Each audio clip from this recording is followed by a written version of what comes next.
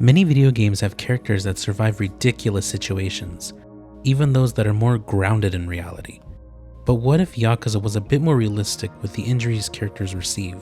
Many of the game's protagonists and antagonists have been in a situation where death seems inevitable, but somehow come out mostly unscathed and even continue to fight when it seems like they wouldn't be able to. With this, I want to look at characters that survived absurd events and theorize how they possibly did, but also talk about why they shouldn't have survived these situations given their injuries. Now, I'm not a doctor, although I do plan to be one day, so don't take everything I say as 100% fact. A lot of this is mostly speculation, using knowledge that I do have, as well as resources to help determine how fatal many of these injuries could be. I also want to state that characters that receive identical injuries won't be counted for more than once, since for the most part I'll just be repeating myself, and I'll mention those that receive those identical injuries as I'm talking about a specific injury. I primarily will be focusing on cutscenes and the injuries that the characters receive in them, so QTEs and action sequences won't be counted for in this video. At least not yet. That will be for another video that I intend to make. Anyways, let's get started. We'll begin with the main protagonist, Kiryu, who has been attacked with all kinds of weapons. Guns, knives, batons, you name it. I mean, with him being the poster boy, everyone's going to make an attempt to kill him in some way at some point. And one of these attempts is done by a hitman in Yakuza 2. After trying to help this man who dropped a jar, he turns out to be someone hired by the Omi Alliance, and stabs Kiryu in the gut.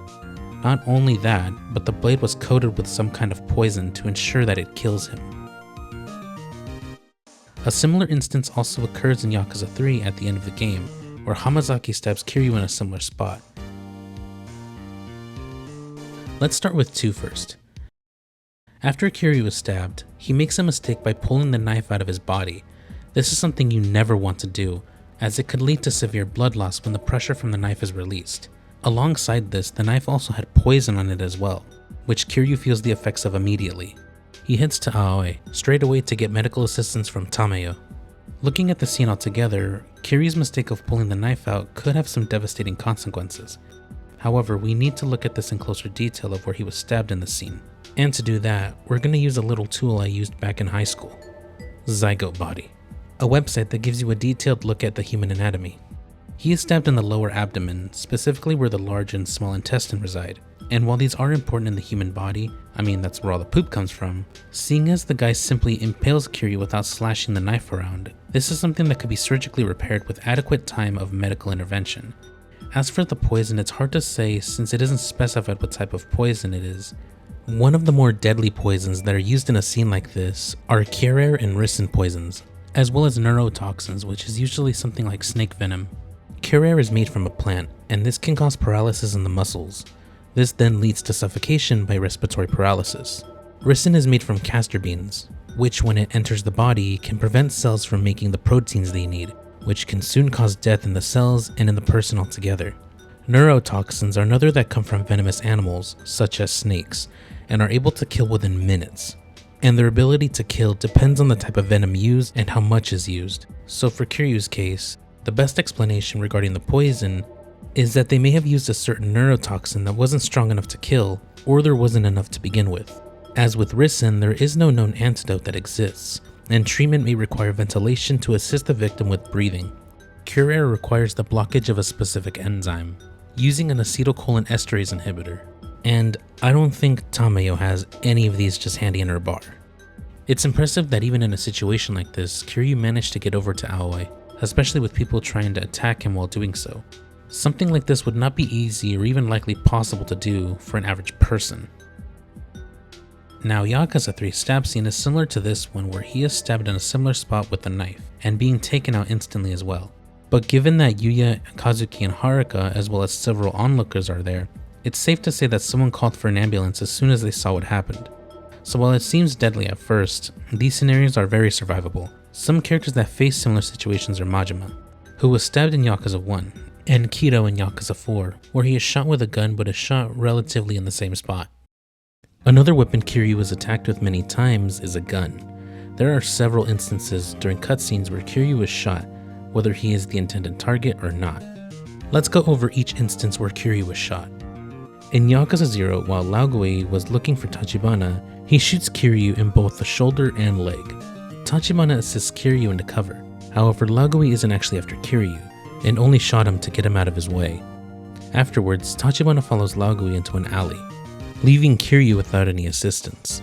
As such, Kiryu tries to crawl out of the hallway, likely to get help, but soon falls unconscious.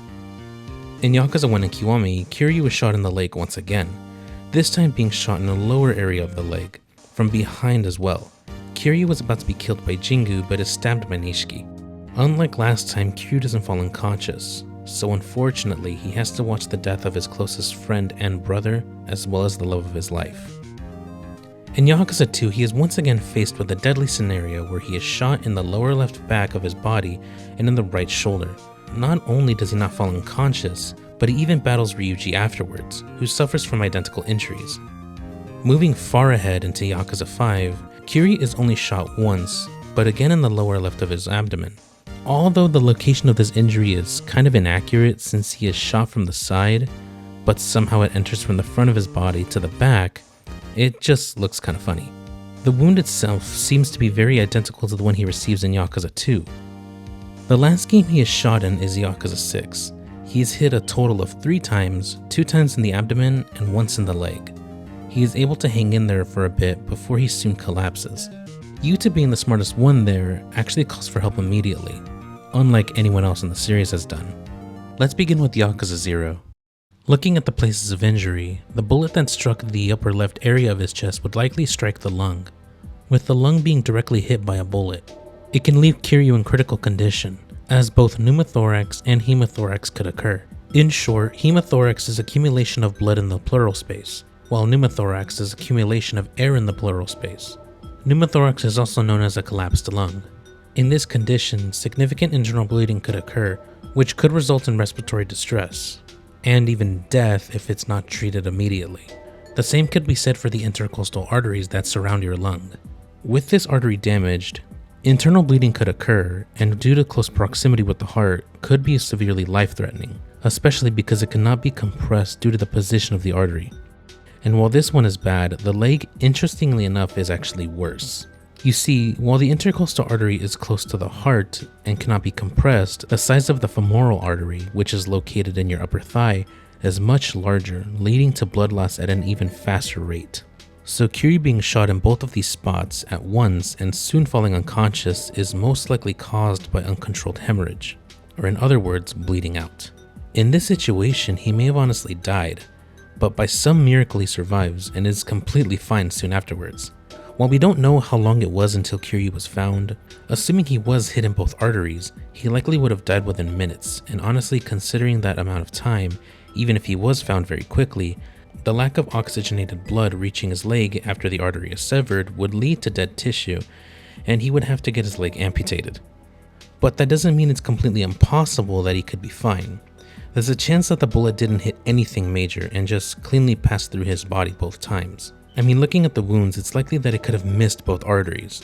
The leg shot looks like it could have hit the femur if anything, which could be treated and is not necessarily fatal by itself. And him passing out may have just been a dramatic effect for the sake of the game. Him being able to move after his treatment is also very unrealistic. But hey, it's Kiryu, so I guess it makes sense. Another character who has an identical injury to this is Ichiban, but in his case he is shot directly head on rather than at an angle. It's also explained in that cutscene that the bullet missed all of his vital points, so in this case it wasn't fatal for him. Although I have to disagree with Namba here. It does not seem to go through one end and out the other, since there doesn't seem to be an exit wound on the other side.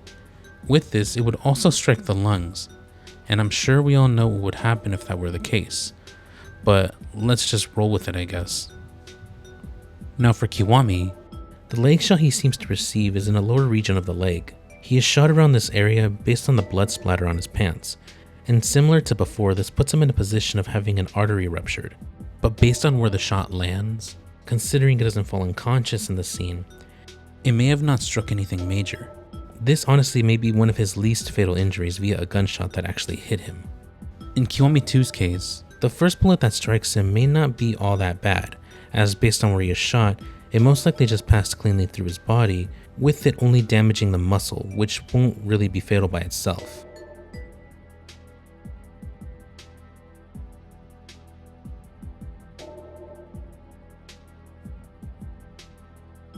The second shot would be a lot more concerning considering that the axillary artery and the brachial artery are located around the region where Kiryu was shot. Another that could be fatal as blood loss would be significant like the femoral artery and others. But seeing as how he battles with Ryuji immediately after, it's safe to say that it may not have hit anything major. It has a chance of hitting the scapula, but that bone is so dense that it has a chance of actually deflecting the bullet off of itself. But as a result, it could also deflect at an angle where it might shoot the bullet downwards towards his body, which could hit more vital organs. But seeing as how he doesn't react to this, nothing may have occurred in this case. Of course, in the end, Kiryu survives and starts an orphanage with Haruka, parenting the children that are there. So the game ends on a good note. I also want to quickly go over Sayama's injury here, during the scene where an assassination attempt of her occurs. She is shot in the upper side of her left arm, but in this case the bullet remains in her body, and in this case it's just chilling on the epidermal area, so it just looks kinda strange. The bullet struck around here, meaning the only thing that could have been hit was the axillary nerve, which is not something that would kill you if damaged. So her bleeding out during the time you take her back to AoE is quite unrealistic. For Yakuza 5, the wound itself seems to be very identical to the one he receives in Yakuza 2, passing through the same spot and all. So we can apply the same properties of the previous injury to this one as well, and just say that this injury wouldn't likely be fatal.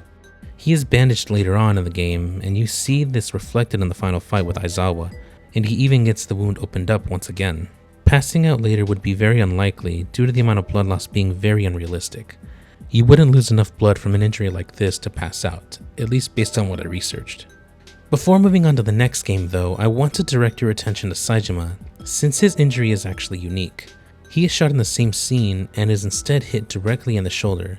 Unlike the previous ones, we've seen that there doesn't seem to be an exit wound anywhere on his body.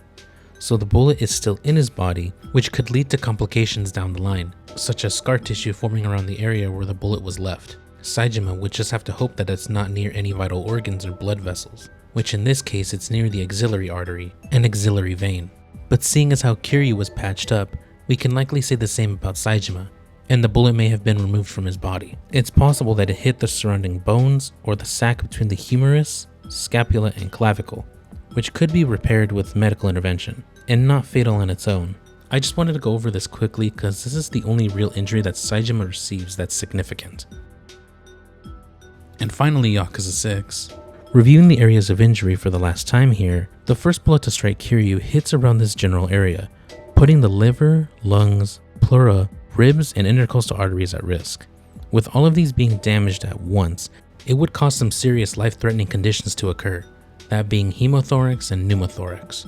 Pneumothorax being a collapsed lung due to air building up in the pleural space, and hemothorax being a buildup of blood in the pleural space. These are both life-threatening conditions if left untreated.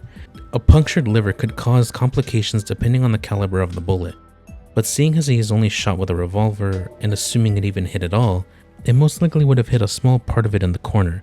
Livers are capable of clotting and healing on their own. Not only that, but we don't need a full liver to survive, as people can live with less than half of their liver. Of course, the bullet in his leg seems close to the previous injuries, but he is hit at a different angle. If anything were to be hit, it would be the anterior femoral cutaneous vein. Quite a mouthful. But because blood in the veins travel at a lower pressure, blood loss from this is significantly less compared to any artery. The shot on the side of his abdomen is also similar to that of Kiwami 2 and 5's. The most important thing to consider in this scenario is just response time by medical services. This scenario is survivable all things considered, and Yuta being very competent calling emergency services immediately only increases Kiryu's chances of survival. Nagamo is also shot in the scene, and is shot on the side of his abdomen just like Kiryu has been in the past, which we already know the details of. Before Yakuza 5, Saejima is shot by Katsuragi in 4, and is hit in the center of his left arm. He is shot in the back of the arm and is saved by Yasuko before she herself dies, and takes Katsuragi along with her. The damage that could be done may vary on the location, from something as minimal as leaving visible damage like a scar on the body, to losing function within your arm due to nerve damage, or even death due to arterial damage. But in this case, it seems that it may have avoided most vital points and may have only hit the humerus, likely missing the brachial artery. So his chance of survival is much higher, especially when compared to Yakuza 5. Also with Kiryu there, he may have taken him to get treatment after he was shot, so this one isn't too concerning compared to the previous injuries. One thing I would like to mention regarding gunshot wounds is that in reality, the process of surgically removing a bullet is a lot more complicated, especially in hospital settings. Many different tests are done, one being a computed tomography scan, or a CT scan for short, which is used to help identify the damage done to the inside of the body and where the bullet or any bullet fragments may be, so that adequate surgery could be performed.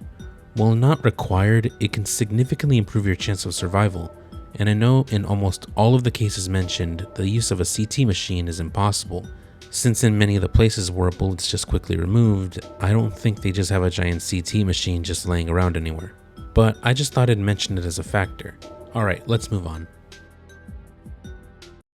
And now for the big one, the explosion at the very end of Yakuza 1. This explosion killed both Jingu and Nishiki, and destroyed the entirety of the roof and surrounding environment, but somehow left not only Kiryu, but Haruka and Yumi intact. Let's look at this in detail. Based on the angle that was given, I estimated that the distance of the explosion was likely about 54 meters from the bomb. Based on the damage the area seems to show, with several shattered windows and some only cracked, the shockwave pressure in bars from the explosion was probably around 1.37895 bars, or 20 psi. Plugging those values into this formula would yield the amount of 12.7 tons of TNT that these guys were capable of surviving. That's enough to completely destroy a large building. And these guys were not standing that far away from it either. But since Kiryu isn't directly on top of the bomb, the amount of damage is decreased the further he is away. We can use this specific formula to look at the damage Kiryu was capable of withstanding. Based on this cutscene, I estimated that Kiryu was about maybe 3 meters away from the explosion. Plugging this in, we receive this value. Taking into consideration his body surface area, he is about 184 centimeters tall and 88 kilograms in weight. I got this information from here. We can calculate his surface area using the Boyd equation and take the value that was calculated and divide it by 2, giving us 1.055 meters squared. Since he faces it directly, multiplying the value gotten previously and our new film product, we see that Kiryu's body itself is capable of withstanding 0.118 tons of TNT, which as I said is capable of destroying a large building, and even given their distance they should have been vaporized in an instant, yet nothing seems to happen to them. It makes me wonder how this stuff can happen to them if their body is capable of withstanding this.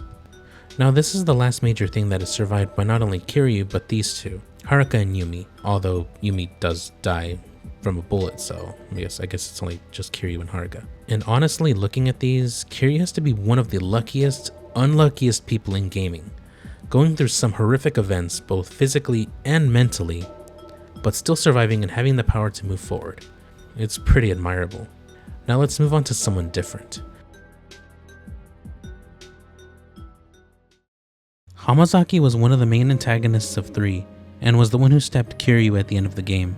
During his escape with Saejima in Yakuza 4, he is shot a total of 3 times, once from the back and 2 times in the front, and at first glance these look to be in very critical parts of the body, primarily the lungs and the arteries around that area. As we discussed before, damage to the lungs could lead to hemothorax and pneumothorax, and not only that, but since he is possibly shot in both lungs, this would increase the risk of blood loss and would increase the speed of organ failure, with no oxygenated blood traveling throughout the body. The arteries are also a cause for concern, with them not having the ability to be compressed and the range from the heart being very close. Especially being shot both times, this would only decrease the chances of his survival. Not only that, but he falls into the sea. This would lead to infection due to bacteria within the ocean, as the wound was just opened up by the bullet. Yet, he manages to survive and washes up on Sunflower Orphanage's beach. So in his case, the only thing I can think of is that the bullets were somehow deflected by the ribs and were forced into a different direction that wasn't so fatal, which I myself don't really think this is true, as there are exit wounds directly on the opposite side of where he was shot. Now Hamazaki does succumb to his injuries later on in the hospital, as it's mentioned by Haruka, but he honestly should have died way sooner than that. I guess it's just pure indomitable human spirit, I suppose.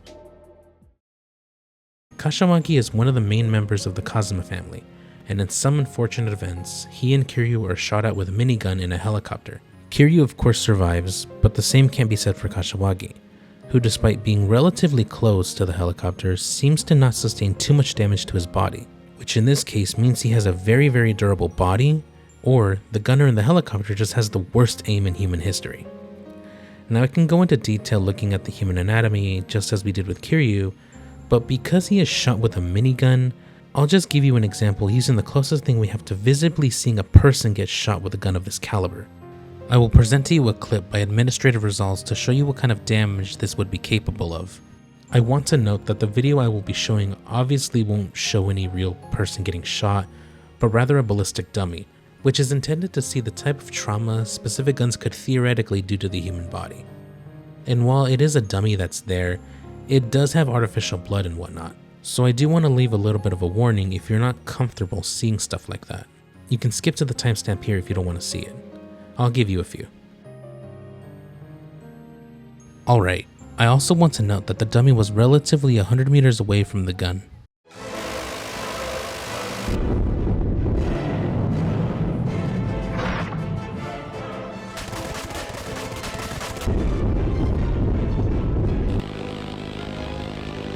Oh no. Justin, you did it, man. Decimated. How's it? Yeah, I don't think Kashiwagi should have survived that. Anyway, if you're interested in seeing the full video itself, I left a link in the description with the other sources I used. Kashiwagi is honestly really lucky to have survived that kind of damage, especially with how close he was. There were cops present at the scene when Kiryu left, so they likely called for medical assistance when he was found, assuming that they weren't there already. So the conclusion I can make for why he possibly survived? Well, I assume that those who ever hired this man should be fired themselves alongside the gunner, because he is a terrible shot. Fortunate for us, but not so much for them. Or Kashiwagi has the durability of a god. Lau Kalong probably suffered one of the more fatal injuries in the series, a bullet straight to his head. After his fight with Kiryu in Yakuza 3, Joji Kazuma comes to rescue Rikia and Kiryu from the Snake Flower Triad. In doing so, he shoots two members of the Triad and Lau himself, penetrating his brain through the frontal left side of his head, and likely leaving an exit wound on the right side of his head based on the angle and the blood that appears in the background here. Lau is very lucky to not have died, as statistically gunshots to the head have a 90% mortality rate according to the American Association of Neurological Surgeons. Looking at the injury, the bullet may have traveled entering from the frontal left lobe of his head and exiting on the rear right, possibly around this area of the brain, meaning that the possible regions struck are the frontal lobe and possibly the parietal lobe. Being shot in the brain could cause a severe clot, which in turn would damage the tissue residing in the brain, which would quickly cause death. If not this, then eventually pressure would build up inside the skull, which would also be fatal. And this can only be worsened depending on the caliber of the bullet. Since he was shot with a handgun, the bullet would be considered low velocity, which does less damage compared to a high velocity bullet. In Lau's position, it definitely hit some part of the frontal lobe, but it could have possibly ricocheted due to the skull and redirected the bullet in a way where it may have only struck the top of the frontal lobe and exited around this area, avoiding the parietal lobe. This would certainly avoid a large amount of brain tissue as well as blood vessels and the brain stem, increasing his chances of survival. But even still, several functions of the body would be affected due to damage on the brain, such as the frontal lobe, which is important for movement, speech, ability to plan and organize, and the ability to feel certain emotions, which if you've seen Matt Pat's FNAF videos, you know what I'm talking about. So even if Lau were to somehow survive, he would have issues he would have to carry on for the remainder of his life. So his survival is a double-edged sword, honestly. And now finally the man himself, the one who truly survived the impossible. Richardson was the true villain of Yakuza 3, similar to Jingu, and when the final battle is won, he shows up to kill everyone, until Richardson is stopped by Mine, where he then sacrifices himself to stop Richardson for good. This one seems impossible to try to understand. There is just no way someone, even if one were to break their fall, survives a situation like this. The impact of him hitting the floor would kill him instantly. But there is one case from the real world that I want to point you towards. Emma Carey was a young 20-year-old woman who decided to go skydiving with her friend Gemma on June 9th, 2013. Her and her instructor jumped from a height of 14,000 feet. After the jump, about 30 seconds in, she is preparing for the parachute to deploy, before she realized that nothing was happening and then found out that her instructor went unconscious. And unfortunately, the parachute seems to deploy alongside the emergency one simultaneously, which then got them tangled. Or so it is theorized that this is the case. After she hit the ground at a rapid velocity, her friend runs back to check on her, and miraculously, she and her instructor are alive. EMTs arrived at the scene, and she was soon transported by helicopter to the hospital, where she was diagnosed with the following: a broken sternum and pelvis, a fractured sacrum and I1 vertebrae, and a crushed spinal cord. This of course was devastating to hear and required long-term rehabilitation that could take a very long time to recover from. But she did. Eventually she was able to walk again. She unfortunately can't feel anything in her legs anymore, but she did it. She survived. And it's been more than a decade at this point. Till this day she still tells her story and even wrote a book titled The Girl Who Fell from the Sky. While tragic, it does have a good ending, and it's great to hear that she's doing better years later. But as you can see, even people in real life are capable of surviving such traumatic events, and it's honestly insane. Back to Yakuza 3, given what characters are capable of doing in that series, it makes sense that something like this would be very survivable in this world. And who knows, maybe Mine is still alive, and is just waiting to reunite with those he now considers his allies years later.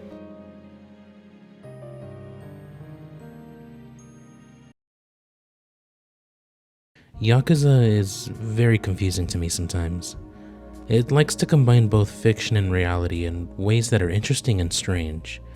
And we can see this with different parts of the games, but I think the way it presents the durability of these characters is probably the most obvious part of this. In some moments, the characters are normal and realistic people, or even someone like Kiryu can be hurt by some random goons and people. But in other moments, they're practically superhuman, surviving explosions well within the fireball radius, without a scratch on their body. But I honestly kind of love the series for this. It's fun, wacky, not meant to be taken seriously at times, and we know that we can't expect realistic moments in this game all the time. But yeah, I know this video took me a long time to release, but with life throwing a bunch of curveballs and obstacles on my path, it kinda made it difficult to get things done. Not only that, but I wanted to make sure the research done for this video was near perfect, considering what we're talking about. Now again, I'm no physicist or a doctor, so take everything said in this video with a grain of salt, as it may not be 100% accurate. I mostly went off of memory of previous courses in school, and off some research I did online, so there could be some inaccuracies there. But anyway, as always, thanks for watching my video. I hope to do more like these in the future where I go in depth of a deeper understanding of the world that these characters live in, and their strengths and weaknesses, and I hope you all enjoy them too. Anyway, I'll see you guys later. Take care.